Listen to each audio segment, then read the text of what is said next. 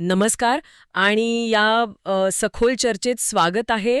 आजचा आपला मुख्य विषय आहे समर्थ रामदास स्वामींचा मनाचे श्लोक मधला दुसरा श्लोक आणि आपल्याकडे असलेला काही मानसशास्त्रीय विश्लेषणाचा नोट्स आणि नव्या लेखांवरून आपण याचा एका वेगळ्या दृष्टिकोनातून अभ्यास करणार आहोत.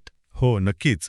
आणि या सविस्तर विश्लेषणाचं मुख्य उद्दिष्ट हेच आहे की हा शेकडो वर्षांपूर्वीचा श्लोक केवळ एक धार्मिक उपदेश नाहीये, तर आजच्या या माहितीचा स्फोटात आणि सोशल मीडियाच्या युगात दैनंदिन निर्णय घेण्यासाठी तो एक अतिशय प्रभावी कॉग्निटिव्ह बिहेवियरल टूल किंवा मानसिक फिल्टर कसा ठरू शकतो हे आपण पाहणार आहोत. बरोबर. म्हणजे मला तर या श्लोकाची सुरुवातच खूप आवडते. मना सज्जना असं म्हटलंय तिथे. हो ना. सहसा आपण काय करतो की सतत येणाऱ्या नकारात्मक विचारांसाठी स्वतःच्याच मनाला चंचल ठरून दोष देत असतो. पण इथे खूप सकारात्मक असा मानसशास्त्रीय दृष्टिकोन दिसतो. म्हणजे मनाला दोष न देता त्याच्यात चांगुलपणाची पूर्ण क्षमता आहे हे मान्य करणं. अगदी तंतोतंत. मन मुळात वाईट नसतं, त्याला फक्त एक योग्य फ्रेमवर्कची गरज असते. आणि ती दिशा देण्याबद्दलचं या विश्लेषणात एक वेगळा विचार मांडला आहे. कारण पुढचा शब्द येतो भक्तिपंथेची जावे. पारंपरिक अर्थाने आपण भक्तीचा संबंध थेट पूजा किंवा आरतीशी जोडतो. पण इथे भक्ती म्हणजे एक प्रकारचं सजग जीवन किंवा इंटेन्शनल लिव्हिंग. भक्ती म्हणजे स्वतःच्या मूल्यांशी प्रामाणिक राहणं आणि सत्याचा स्वीकार करणं असा अर्थ या नोट्समधून स्पष्ट होतो. आणि जेव्हा आपण या सजगतेने जगतो तेव्हा पुढची ओळ खूप अर्थपूर्ण ठरते. तरी श्रीहरी पाविजेतो स्वभावे. इथे स्वभावे या शब्दावर खूप जोर देण्यात आला आहे. मन एकदा का चांगल्या मूल्यांवर स्थिर झालं की शांती मिळवण्यासाठी काही वेगळे कृत्रिम प्रयत्न करावे लागत नाहीत. म्हणजे जसं मनात सतत इतरांबद्दल मत्सर असेल तर अस्वस्थता ओघानेच येते. हो, आणि जर आपण प्रामाणिक असू तर मानसिक शांतता अगदी नैसर्गिकरित्या म्हणजेच स्वभावे प्रस्थापित होते. खरंय. पण जर अशी नैसर्गिक शांतता हवी असेल तर आजच्या काळातला सर्वात मोठा अडथळा म्हणजे आपली आजूबाजूची परिस्थिती आणि माहितीचा ओव्हरलोड. अगदी बरोबर बोललात. आणि इथेच श्लोकाचा पुढचा आणि अत्यंत व्यावहारिक भाग येतो.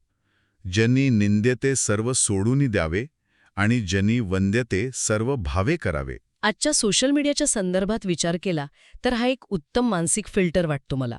आपण सतत डूम स्क्रोलिंग करतो, इंटरनेटवरील वादावादी किंवा कॅन्सल कल्चर वाचत बसतो. आणि ते सगळं निंदे आहे. मानवी मेंदू मुळातच निगेटिव्हिटीकडे लवकर आकर्षित होतो, हे आजच्या अनेक संशोधनांमधूनच सिद्ध झालंय. त्यामुळे कोणतीही गोष्ट करण्यापूर्वी ती निंद्य म्हणजे टाळण्याजोगी आहे की वंद्य म्हणजे आदरणीय आहे हा फिल्टर लावणं खूप गरजेचं आहे. म्हणजे एखाद्या पोस्टवर नको ती प्रतिक्रिया देण्याआधी स्वतःला थांबवणं किंवा इंटरनेटवरील तो खोटा दिखावा सोडून देणं. हो, आणि याउलट सत्य, शिस्त आणि स्वतःचं काम यांसारख्या गोष्टींचा स्वीकार करणं.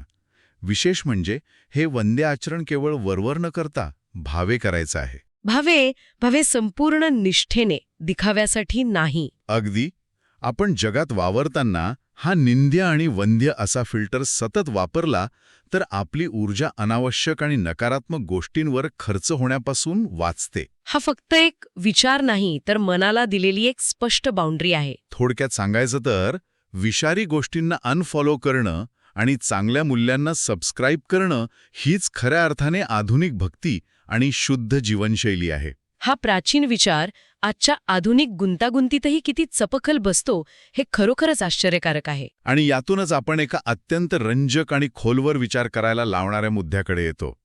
हा निंद्य आणि वंद्य नियम आपण बाह्य कृतींसाठी नक्कीच वापरू शकतो. पण काय?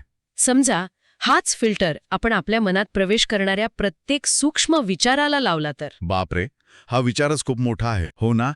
आजच्या या माहितीच्या प्रचंड भडीमारात जर आपण केवळ योग्य आणि वंद्य विचारांनाच आत येऊ दिले तर आपलं मानसिक स्वास्थ्य किती वेगाने आणि आमूलाग्र बदलू शकेल हा खरोखरच प्रत्येकाने विचार करण्याजोगा प्रश्न आहे.